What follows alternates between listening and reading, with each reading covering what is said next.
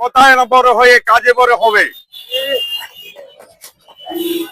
গত বছর জুলাই মাসে যে স্বৈরাচারী সরকার পতনের জন্য আমাদের এই দেশের ছেলেরা এই দেশকে রক্ষা করার জন্য তাদের রক্তের বিনিময়ে আজকে আমরা এখানে বসেছি।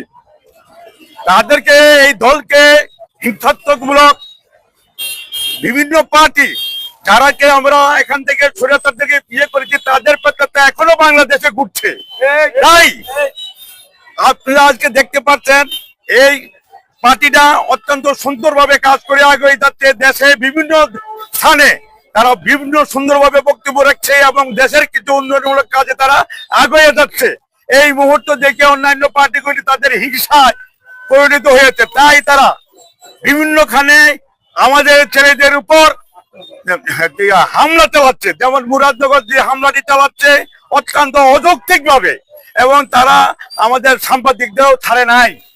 এবার বুঝতে পারছেন তারা কিভাবে আমাদেরকে এই পার্টিকে ধ্বংস করার জন্য নিরিবিলি কাজ করে যাচ্ছে।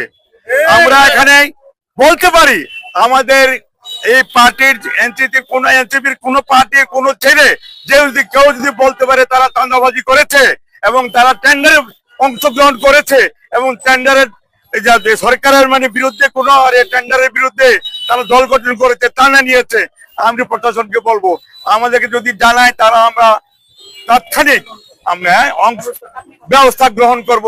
এবং নিঃসন্দেহে বলতে পারি আমাদের এনসিপি পার্টির কোন ছেলে কোন খাতে কোনো অন্যায় কাজ করে না।